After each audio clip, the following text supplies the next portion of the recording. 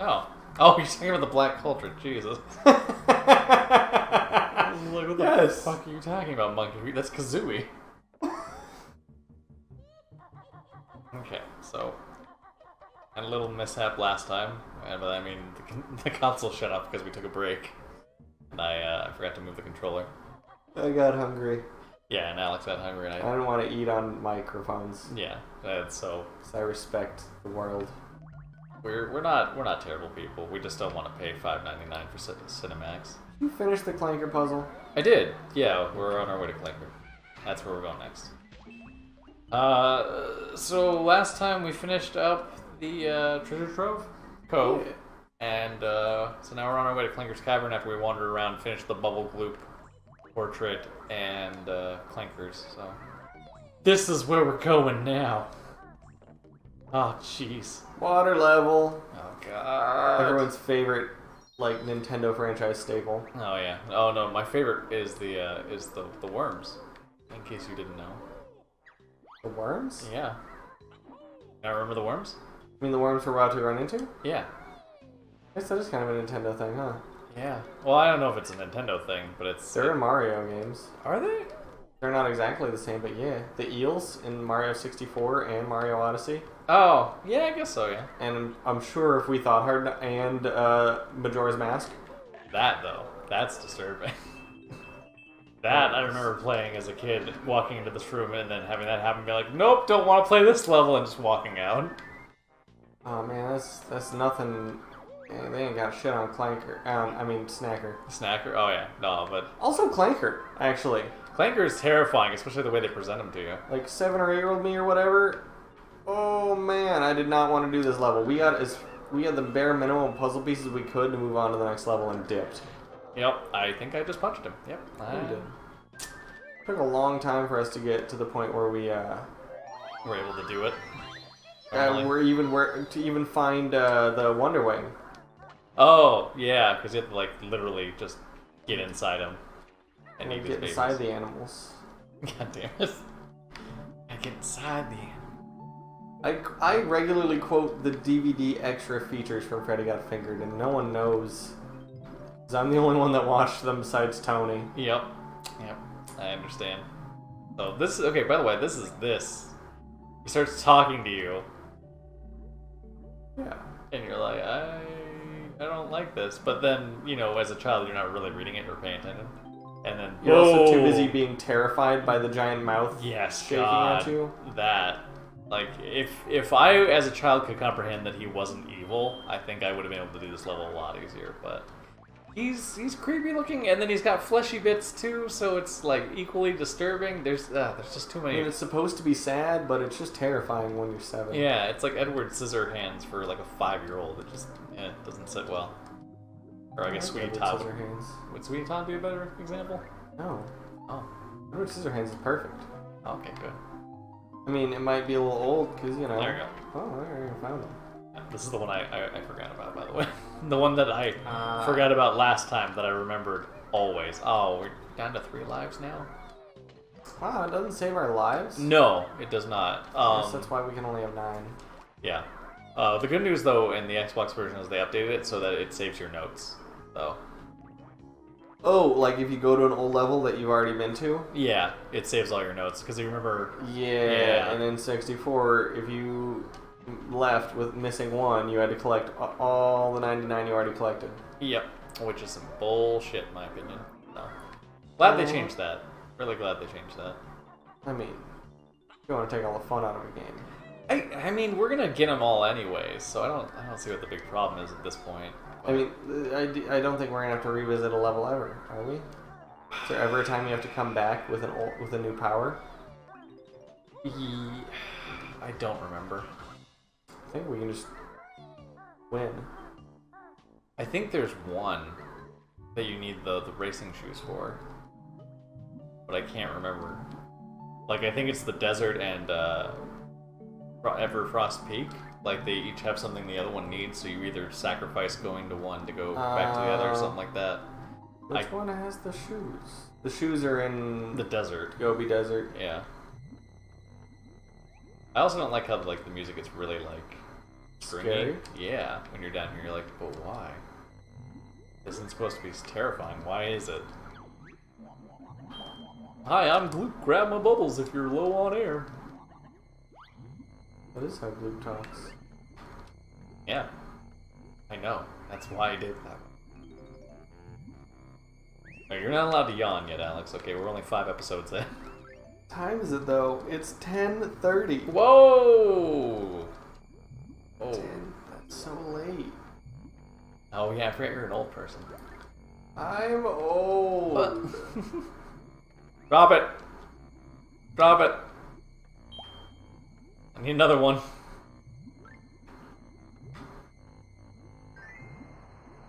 Give me another one, Gloop!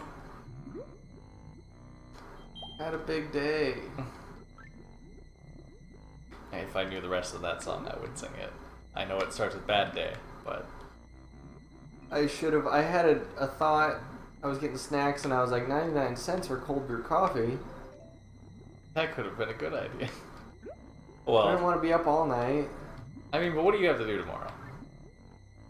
You know, a stage, which for everyone that isn't Chef? deeply ingrained in the kitchen life, that's when, instead of a job interview, you go work for a few hours in a restaurant. It's a working interview. You go show them what you got. And that's a pretty standard way to hire a cook. Very interesting thing to me.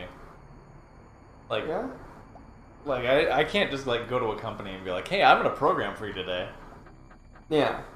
Well, it also, like, takes a lot longer to program most things, doesn't it? To a certain I mean, extent. what can you really do in the span of, like, 8 hours? I mean, if you're a really high level programmer, I'm sure you could probably pick up a lot of things much easier than most, but... Because in kitchens, like, you're hiring a higher thing than a cook, like a sous chef. A lot of times they'll just, like, throw you in the kitchen and be like, make me something. Yeah. No directions, just make me a thing. Make it impressive. Do it now. You should be able to do this. And if you're a cook, they just put you in with the other cooks and they're like, alright, watch what they do for a little while. Then you're gonna be one of them for a while. And then we'll decide. That is such a weird... Like, it's weirdly fast-paced. Like, I understand that that a lot of the skills should be fairly transferable. But, I mean, based on, like, different styles, different cuisines and stuff like that, that just seems crazy to me. Oh, it is. Nutters. I mean, that's the thing is, that's why I get jobs good. That's fair. Because I do all the things. You job's good. A job's good. I get the jobs. I job hard. You yob hard, you yob long. Yob long? Yabalong? Yob along? Yabalaba ding dong? Yeah. I think we just made $1 million. I don't know. I'm pretty sure the term yob is vaguely racist. Oh. We might owe that much money in lawsuits. Well, you know, we had to get it all to lose it all, am I right? Huh? It's true. We're to the third 3 people that understand what the fuck we're talking about right now. Talking about yobs. Yobs. Talking about yobs, bruh. All them yobs. I mean, can step up my lingo, make it harder to understand. Is there any kitchen lingo that people wouldn't understand? Yes. Go on. People wouldn't understand? Yeah, that people would not understand that aren't in the cooking industry. Well, it's one of those things, if everyone remembers the SpongeBob episode, Picky Customer, Yeah. that, like, acts like he speaks fast short order cook. Yeah. There's no universal cook language, there are some common words, but every kitchen has their own unique language that is, like, indistinguishable from the rest of the world. Oh, okay. Like, I worked at a restaurant once where it was normal, you needed something in a hurry. Ooh, Everywhere else in the world, you say on the fly. yeah. There, we said on the tip tap. On the tip tap. Yeah, it doesn't make sense.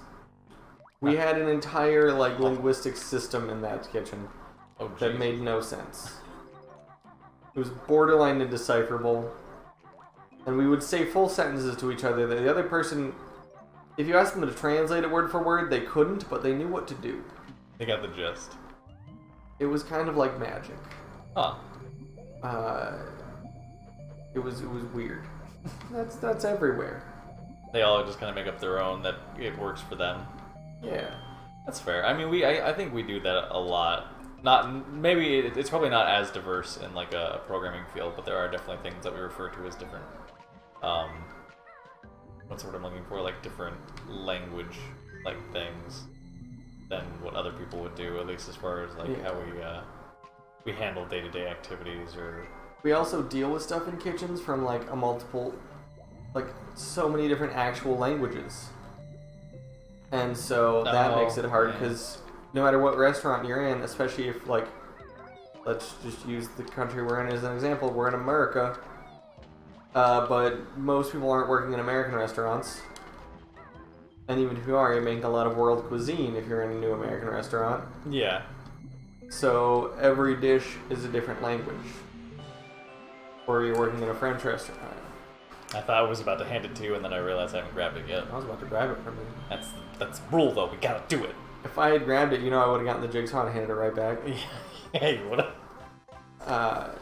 So there's, you're in a French restaurant, everyone speaks English, but you all know a weird amount of French.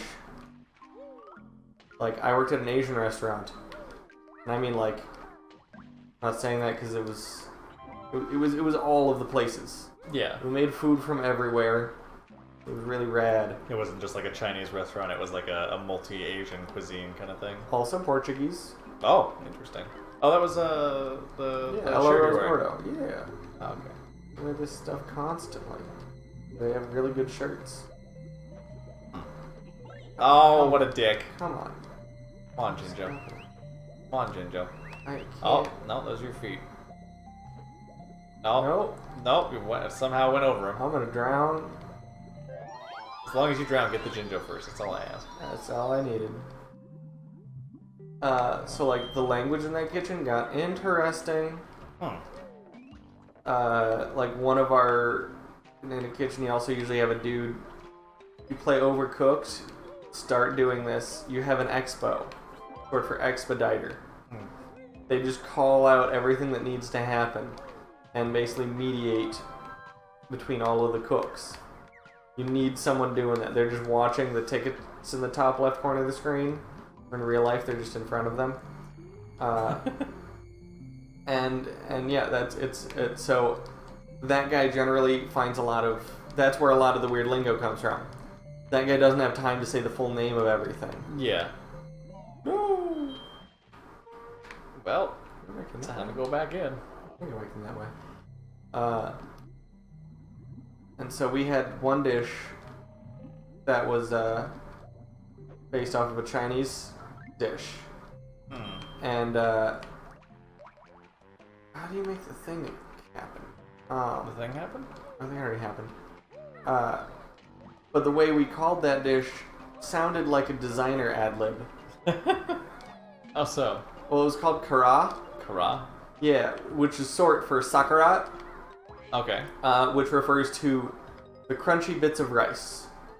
Okay. That form on the bottom of pans in various dishes. So like the really like well-cooked parts. Yeah, just the crispy bits. Okay. Is like what it's named after. And basically, it's you fry rice, not like fried rice.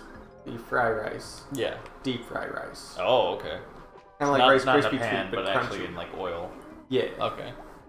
And then you put stuff on top. But chef got bored, and instead of calling it sakarat, that's a lot of syllables. Yeah. We actually ended up making it more syllables, I think, by the end because we had fun. Oh, got into it buttons. We'll find out. It's trigger and then right on the stick. It became kra kra. Never tell if he's just doing like reggae rapping or not. It was definitely it was all designer, man. Like he would call that, and I would just panda, panda, panda, panda. Kra! I love that weird dude. It's so awesome. Right on stick. What? Right on your right stick. So hold down the trigger and hit right on stick. There you go. What? I did that one time, and he just turned. Did you do it better? Clearly. Well, time for me to get back now. Yeah. That's crazy. So there's a shitload of kitchen terms you won't understand because most humans don't understand most of them. Yeah. Hell, you could probably say a lot of them that I made up. I don't even know what you're talking about. Yeah. So that just begs the question: why are we not doing Overcooked then? I'm too sleepy to expo. That's fair. But if we have some time, we should probably do an Overcooked episode because I think that would be fantastic to have you expo for me and like someone else. That was my last job was essentially expo. Oh, nice. That's my job. I'm not too shabby. I can call out the tickets. Well, that was a fool's errand. How do you leave that way? I thought so too. I was mistaken. But Well, to the gills. to the gills, the gilly gills, and to I guess the next episode because I think we're running out of time. Oh, yep, we're running out of time. I talk too much.